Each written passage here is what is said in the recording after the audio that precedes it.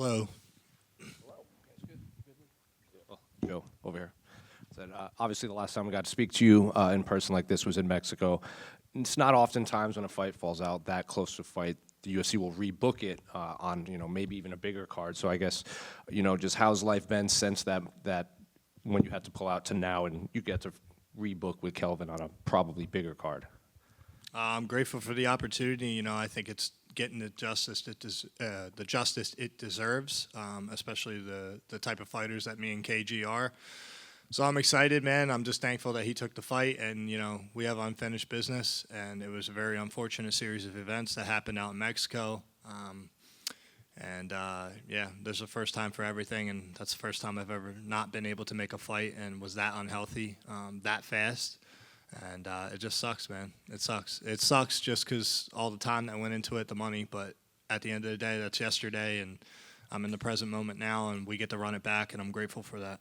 Given the fact that you did put a whole fight camp for Kelvin, you cut the weight, you made the weight, and then you have to just redo it all again for the same guy, has it just felt like one long fight camp at this point?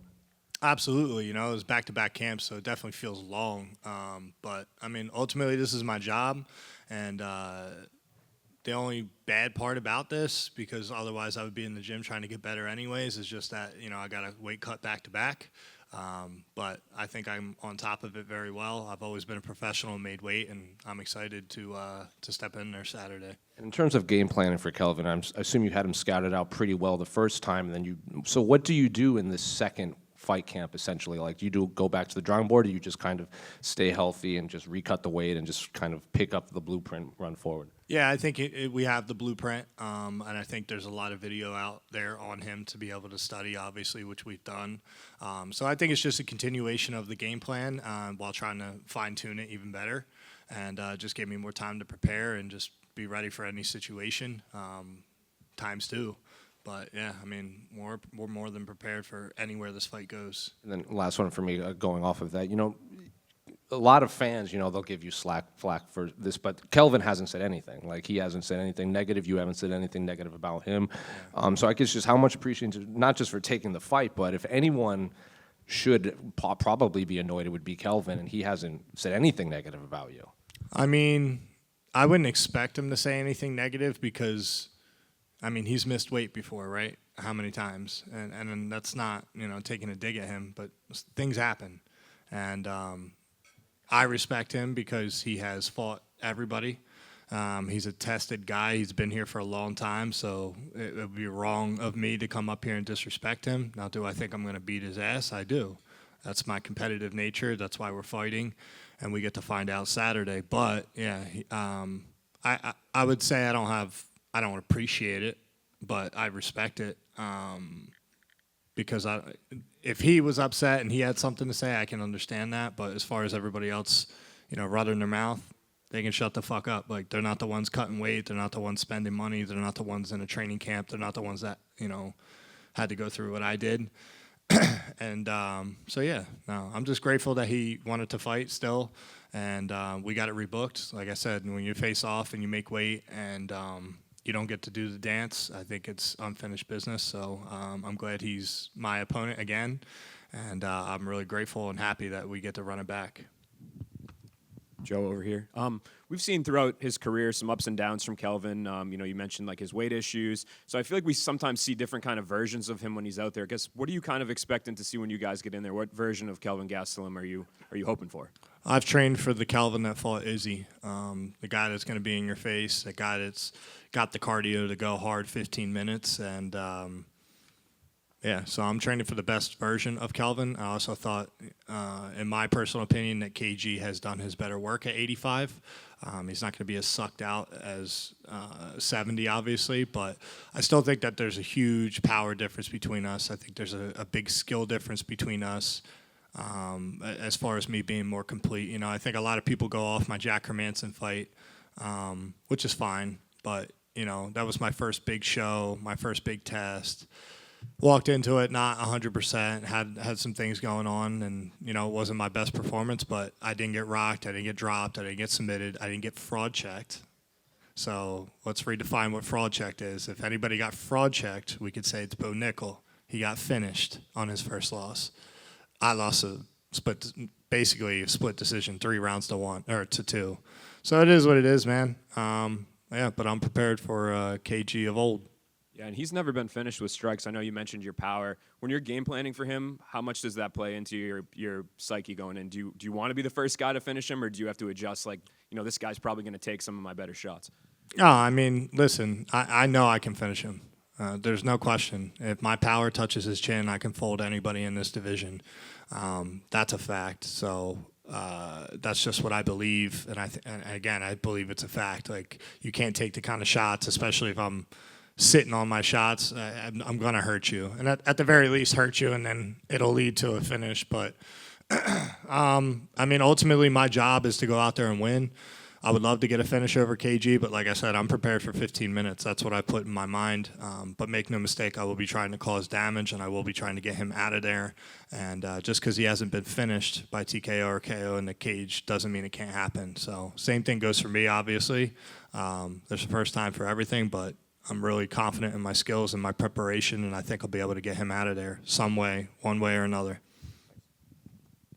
Hi.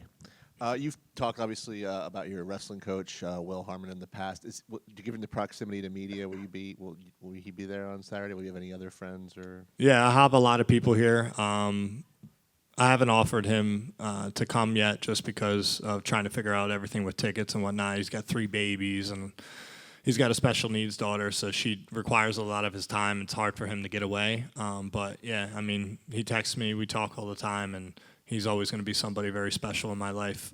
He's the guy that gave me the opportunity to pursue this career and be where I am now. So without him, none of this is possible, to be honest. Has he seen you fight professionally in person before? Yes. Which fights? That's a good question. He's been to a lot. Okay. He's been to probably all of my early pro fights. He was in my Miami fight. I think he's only been to 1 or 2 of my UFC fights just because of travel. He's a full-time teacher, full-time dad. Do you ever go back to Pencrest and try and? Yeah, sometimes I'll go back for the pep rallies and just get the kids hyped up. So I try to show face. It's been a little harder because I've had back-to-back camps, so I haven't seen them as much this time. But yeah, I always try to go back and talk to the kids or just get them hyped up, and I don't forget where I came from. So the Pencrest Wrestling Room was special, not just because of the program, but just because of the coaches and the lifelong friendships I built there. Thank you. Joe, right back here. Your team at Marquez MMA is already in conversation to be the team of the year this year. What has this momentum been like for you, and what's it like being surrounded by those guys day in and day out? It's great, man. It just shows that we work hard and what we do works, obviously. And I don't really look too much into that. You know what I mean? We're all just equal people training and trying to pursue this dream the best we can. And, we don't really worry about if we win the award or anything like that. We just try to focus on individual fights, individual performances, and obviously the team success is huge. The momentum definitely helps. Everybody's happy, everybody's coming in and training harder, and you see guys that win on a Saturday and they're in there training on a Monday, Tuesday, like Nursultan. So yeah, it's definitely a good feeling to have the team winning versus obviously having to pick up your teammates when they lose. And you recently partnered up with the brand Out Pouch. Yeah. They partner up with military dogs after they complete their service, which I think is super cool and right up your alley, right? What's it like being a representative of them within the professional realm of MMA? I love that you brought that up. That's a great question because I just did, a deal with them, and I'm a big fan of Tucker Carlson and watching all of his interviews and just his outtake on things. And I'm just happy to support a brand that, actually stands for something positive and, they're impacting the world. And I think Tucker's doing a great job of that. And I'm very happy to be able to rep them on my back. And I hope that I can become, the first branded athlete for them at this level in the UFC. So shout out to Alp and Tucker Carlson. Let's get this dude's ass whooped on Saturday. And last for me, you recently appeared in a documentary on Roku. What was that whole experience like for you, and are you glad that fans have the opportunity to kind of see your preparation from a behind-the-scenes angle? Yeah, so the documentary is free on Roku. It's out finally after 2 years. We had a lot of things that we had to get through with licensing and who was paying what, and it was a little bit of a mess, but it's out. And I think the biggest thing with that is it doesn't show you, like, obviously the preparation per camp, but it shows you my lifelong dedication to the sport, my commitment, and it goes beyond these interviews of ego questions, you know what I mean, where it's like, oh, you think you're the best, you think you do this, who you want to fight next. You know, it actually shows you the person that I am and what I've endured to get here. And I think it's very inspiring for kids that have had abusive homes or have had a rough childhood. And, you know, there's always somebody who has it worse. But I think a very big positive impact of my documentary is to inspire kids to stay in sports, stay in athletics, and, you know, whatever that unspoken gut feeling is that you don't know how to bring to words, figure out what it means, whether it means you want to be a top tier, you know, engineer or a scientist or a UFC fighter. Go and pursue it, no matter how anybody feels about it. If that's what you want to wake up and do at any time of the day to get better at, then go pursue it. So I think it's just an impactful story to show resilience and how to stay in sports and be a positive impact in the world. Joe, right here. So after the pullout from in Mexico, you got a lot of hate in your comments and everything. Does that light a fire under you a little bit, or do you find it amusing? They can still suck my dick, honestly. That's how I feel. It was not a race statement, which everybody tried to turn it into. Like, I don't like Mexicans and all this shit. I don't like their food. I don't like the fucking country. That's how I feel. I don't think as a professional athlete fighting somewhere with that kind of elevation or that kind of air quality and the risk, let alone just of the food, like the air quality and the elevation wasn't even hard for me to adjust to. I got there early. I slept in a hyperbaric chamber. I was adjusted. I was making runs. I felt great. It's just 14 out of the 15 meals I cooked, I didn't cook on the last day, and I got super sick, and I was sick for weeks. So, yeah, I got a lot of hate because, you know, I'm sitting there borderline crying, upset, and gutted that I didn't get to perform. I make the weight. I felt great, and then all of a sudden I get hit with this vicious fucking shit, vomit, throw up. Like, it just, like, the sweats. I lost 14 pounds in 7 hours, and I slept 1 hour. I was literally close to making weight again when I woke up. I was 193 pounds. I'm a dude that walks around at 220. Like, it wasn't feasible. And I've never had to pull out of a fight, so it was very disheartening to see people be like, oh, we hope the cartel kills you. We hope your plane crashes. Oh, you're a pussy. We hope you die from whatever. So it's like, all right, suck my dick. That's how I felt. And that's why I said Mexico's a shithole, and I'll never go back. I won't fight there. But the people were nice. I have no problem with the people. It's just fighting there as a professional athlete makes no fucking sense to me. That's just my personal opinion. So everybody claims they love free speech until it's spoken, and then they try to censor you, or they try to say you're a racist, or they try to say that you hate people. It's like, whatever. Think what the fuck you want. I don't give a fuck. Yeah, I mean, you told Kelvin you almost got robbed there. I mean, it definitely wasn't a good experience. My coaches and my teammate got fucking stopped by the police because they were trying to shake them down for cash that they didn't have. Like, come on, dude. Crazy. Like, if we got to talk about fucking why anybody would dispute that it's not the best country, all we have to do is look at how many people have crossed the border and who knows how many fucking years. Like, come on, man.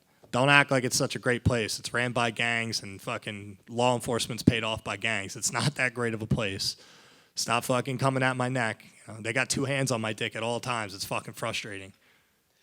Joe, right over here. 1 second. On a lighter topic, actually, I just wanted to ask, this will be your first fight with your black belt. How much can we expect to see you show off that black belt in this fight? Well, I think Kelvin, just my opinion, I think Kelvin's afraid of my power early, so I wouldn't be surprised if he wrestles to try and tire me out type deal.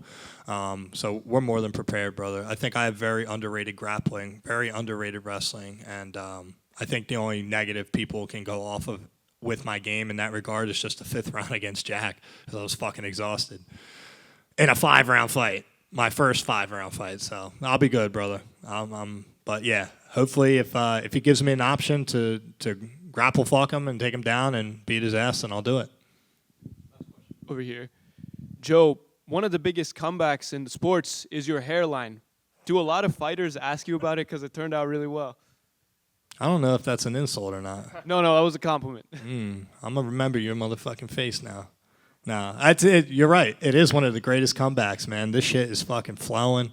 It's a little thin. I probably should get it a little thicker, but yeah, it looks good. It looks good. And I'm not somebody that really cares. I even know everybody's like, well, you went to Turkey. It was offered. Me and my coach went. We got it. And it was a great experience afterwards.